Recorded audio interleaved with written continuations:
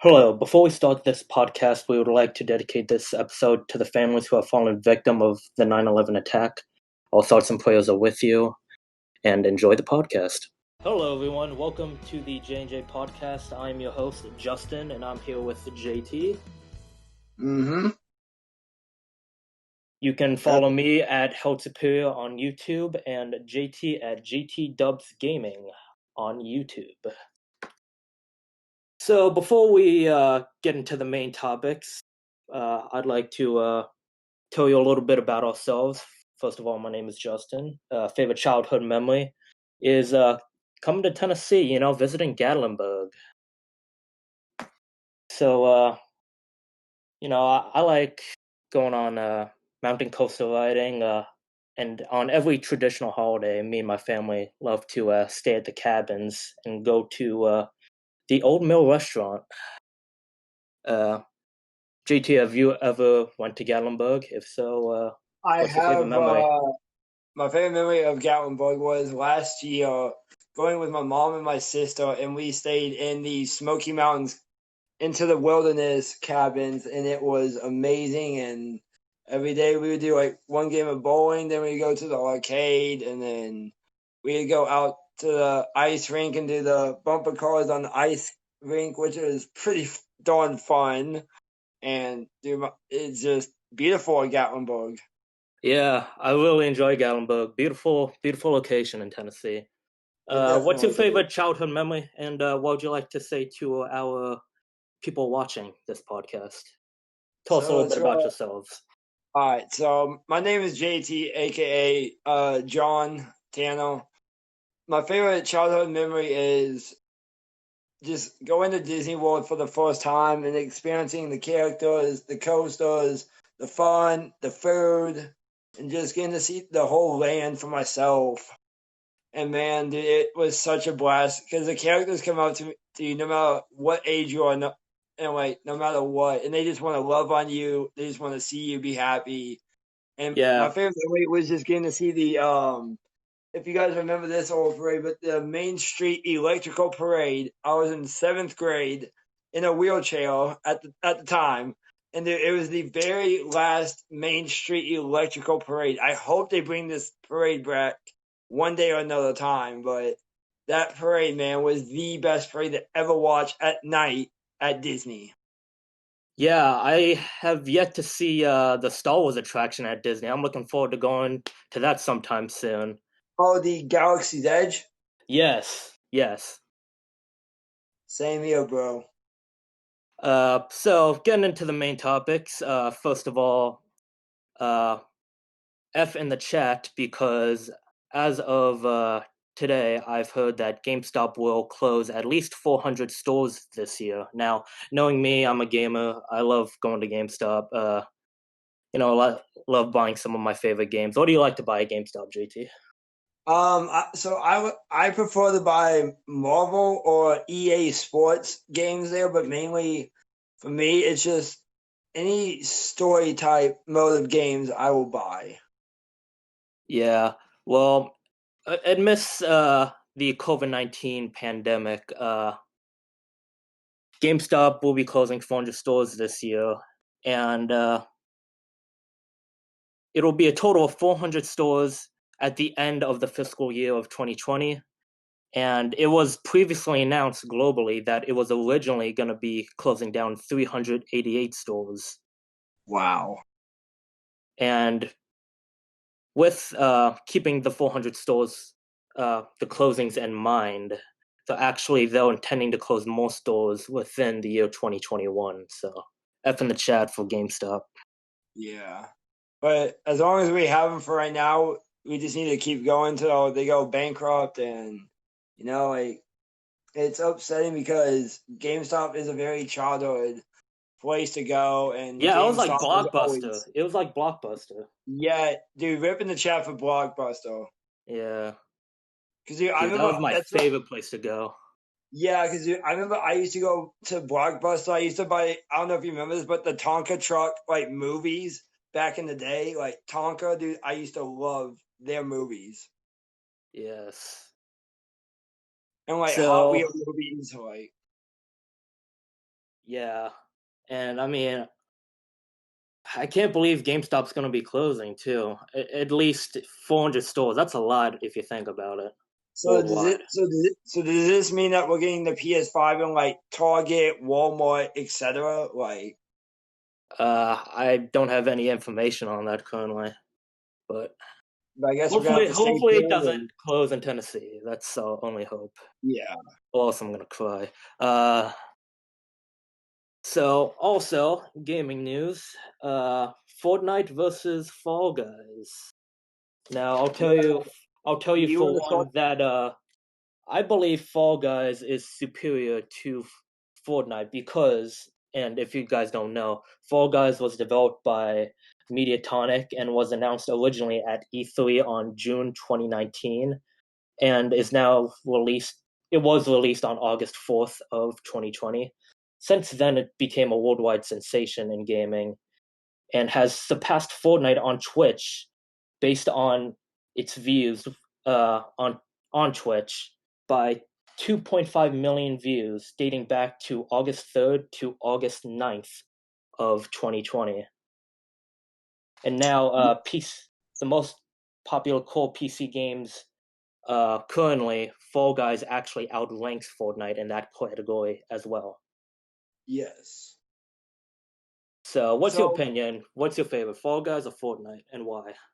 for me right now, it's Fall Guys because of what's going on in Fortnite with these superpowers that are very OP, overpowered. If you guys don't know what that means, but because Fall Guys right now to me is like so much funner and less like stressful because it's more just of a fun like party royale game where you can just you don't really have to really care and you don't really have to try, but for those sweats out there who want to try, then they can. But for me, Fall Guys is just way more fun to chill, relax than Fortnite. Because Fortnite, you really have no like stress out about where to go and where to be, and just with these superpowers right now in the game, it's not really making the game as fair as Fall Guys is. Because Fall Guys, it's either like you get eliminated or not, but you can keep trying. But with Fortnite, it's just like, oh, like, yeah, these sweats are everywhere, but in Fall Guys, there's barely any sweat, it's barely anything. Yes. Um, yeah, it's amazing because you look back at like the year 2015 and Fortnite was at the top of the world, literally. It People was. been streaming Ninja, Tim the Tabman, Markiplier, Jacksepticeye, you name all of them, all the famous Courage, YouTubers and Twitch Courage, streamers. Courage JD. Yes, all of them have been playing Fortnite. And ever since then, because of patch updates, bugs, now you see Fortnite has become less popular. And I mean, its matches, I mean, there's no purpose to them. They serve no purpose other than maybe Arena, which, uh, Yeah. that's tough to actually rank in, to be quite honest with you. Mm. I mean, Fortnite's definitely lost a little bit of its popularity, and now you're seeing Fall Guys, brand new game, just got released on August 4th. Um, they're getting up there, and despite how outraging it is, like I know I've raged a couple of times in that game. Uh, I mean, it's starting to become a thing. Fall Guys is definitely starting to become superior. It really is, yeah. Anyways, in other gaming news, The Last of Us actually has introduced the grounded and permadeath mode. Now, for veteran Last of Us fans, grounded difficulty represents the ultimate test of skill, and so does permadeath. I'm in a group chat with a lot of diehard Last of Us fans, and if you don't know what Last of Us is, it is basically a post-apocalyptic third-person shooter story mode game. It is definitely popular worldwide and most popular on PlayStation 4. Uh, anyways, getting back to the topic, a lot of diehard Last of Us fans have been saying that in order to beat the permadeath mode, you need to be intensely focused. And of course, the listen mode and aim assist, anything like that is disabled. Also, Also interesting news about the game is that new graphics and audio and gameplay modifiers have been added to the game. So you can actually, if you want to see a pixelated Last of Us game, if it was made in the retro PlayStation 1 era, you can do that, as well as adding gameplay modifiers like infinite ammo, making enemies one-shot kills. So, yeah, it is definitely interesting. Yeah. While we're doing this, do you mind if I bring up the Erica topic? Yes, Erica, if you don't know, is also a story mode based game. Me, for one, have played story mode games like The Last of Us, not not The Last of Us, Until Dawn, and Detroit Become Human. Story based mode games like that. Erica is definitely one of them, and I'll leave it up to JT to talk to you guys about it. JT. Okay, so on my channel, on JT Dub's gaming channel, I played the whole game of Erica, and so I feel like the story mode of Erica is very confusing the first time I played it, but it gets so much better as you play it over and over. You can choose what she says and what she does.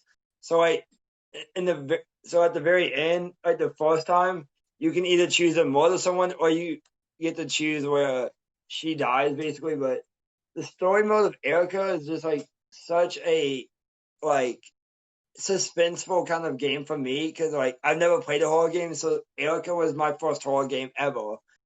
And just I don't know if you can agree with me on this or not, but like, dude, I feel like when you all of a sudden that noise just comes and it's like, oh man, something's about to come. It's like, oh dude, this is about to happen. But then Yeah, another thing, I've had a lot of those moments. dude, I swear, like in Erica, like there's this one point where she's like, there's like this creepy noise, and Erica's holding a knife, and then all of a sudden it goes like, no, not the cake. I'm like, wait, what? I thought she was about to stab someone, but then she was just cutting a cake. I was like, why did they have to add this creepy noise in just for cutting a cake in the scene? And I was like, what the heck? Okay. After finishing the game, how did you feel? After the game, I felt very good about it, but the first time I did the ending, I felt like I didn't do it correctly because I didn't understand what was actually going on. So I went through the whole game again twice, and then I figured out, oh, this is what's actually going on. So basically, there's this house called the Delphi House, and underneath the Delphi House is actually stuff going on, which they call it a hospital, but it's really not. They're actually killing kids, believe it or not. And so Erica's actually having to try to like save her friends from dying. And so the second time I redid the whole thing and I understood like, oh, they're actually not really helping. They're actually like trying to like kill these people in they have like this clan with a symbol, which I don't really know what it is yet, but it's just like, oh, like the second time you really can understand the game fully once you've played it once, and then it's like, oh, now you understand what's actually going on the second time. Yeah, man. Like I love story-based games like that. That like it immerses the gamer into the story the developers are wanting to tell. Like Mm. for Until Dawn, for instance, like you have this survival-based horror theme, and like I'm telling you, as a gamer who's played it, it just had me on the edge of my seat the entire time. Mm. That's how Erica had me. Yeah. So yeah, it is it is definitely good to actually be able to do this podcast. I mean, Yeah. episode one. I mean, I'm feeling good about it. Oh, and And also in gaming news, Marvel's Avengers just came out. What do you think about this game, Justin? honestly, I'm interested. Yeah, take the floor with it. I'd love to hear what you think about it. So basically, there's this girl who's named Kamala Khan, which I didn't know is actually AKA Miss Marvel. If Justin, if you can go back in Marvel and find Miss Marvel, but apparently her actual name is Kamala Khan. And she has his dad named Yusuf. And so she goes to the Marvel's Avengers A-Day, which the Avengers are being introduced in San Francisco Bay. But then something horribly goes wrong, and villains are taking over the Golden Gate Bridge, and they're having to take out these repulsors and stuff, the repulsor tanks. But dude, the story goes on for so long, but it's such a great gameplay right now with how many characters you can play. You can play as Kamala Khan, Hulk. You can play as Black Widow, Captain America, Thor, Iron Man, Spider-Man, Venom. Dude, there are so many characters, but the gameplay is just so strategic because it's just if you make one mistake, then the bad guys can find you. But dude, the story is just so the gameplay is just so clean and so high definition. Such a great gameplay right now. Yeah, I think Marvel in general, just in the movie business, is making millions, and now they're making games to just double their profits. It's amazing. Yeah, and you can also bring up Spider-Man since you have Yes, played that. I have played Spider-Man, and let me just tell you, that is definitely one hell of a game. I mean, like straight from the beginning, it gives you a lot of action. It's a very action-based game, but most importantly, it gives you intel on who Peter Parker is, both as a human and as a superhero. So it's a very cool game to play. What do you think about them bringing in Miles Morales that early into the game? Honestly, I was surprised. That was definitely surprising. He was brought that early into the game. But his dad in the movie Into the Spider-Verse looks a lot different than his dad in the video game. I'm just gonna bring that up right now. Yeah. But I'm surprised they didn't have his Uncle Aaron in the game at all. Yeah. I'm surprised. Because in the movie Into the Spider-Verse, you see he has an uncle named Uncle Aaron, but in the video game, where's his uncle at? Yeah. And let's not forget to mention while we're talking about Spider-Man, Stan Lee's secret cameo in game. Oh yeah, that one. Yeah, man, I loved Stan Lee. Like he's literally the foundation of Marvel, and Yes. just one hell of a man. While we're talking about Marvel, we just actually lost a Marvel great hero this year. Yeah, rip to Chadwick Boseman. All thoughts and prayers are with his family. Yes, hey, Wakanda forever. Yes, Wakanda forever. And I while we're on do. the topic of Marvel, I was actually playing one Fortnite game just a few minutes ago, and if you go into the Stark Industries location on the map in Fortnite, there's a secret location in Stark Industries near one of the cabin areas. If you use your pickaxe and actually pickaxe your way into one of the cabins underneath, you can actually find Tony Stark's Iron Man suit in game. Oh wow. So that's definitely cool. And what do you think about the Black Panther skin being confirmed now? Wow. Yeah. I'm surprised that they're gonna bring Galactus in as a skin because, dude, this guy looks huge. Yeah. I mean, Like, I am honestly, I'm proud that Epic's actually bringing in a Black Panther skin. I mean, it definitely, respect to Epic for that. mm. Definitely. And especially at this time that we're at right now with just the loss of Black Panther and Yeah. just such a great soul man. Like what he did on screen and off screen, you can't replace that. Yeah. So overall, I'm excited about doing future podcasts with you, JT. Yeah. And while we're on that topic, let me tell you guys a little bit of some future platforms I'm looking to stream on. of course, this podcast is currently going to be going live on YouTube. Future streaming platforms later in the date, though, I'm planning for this podcast to go live on Facebook Gaming, Twitter, and eventually in the future, SoundCloud and Spotify. Yeah, and while we're on this podcast topic, we actually have some friends that are right now on Spotify and Apple podcasts right now. If you want to talk about them. Yes, B Hal has set up a podcast called Campers Podcast. You can go check them out on SoundCloud, Spotify, and YouTube. So go check him out. And but yeah, that will wrap up the podcast. I'm Justin. Right. This is I'm JT. JT. Yep, and thank you for joining us. Yeah.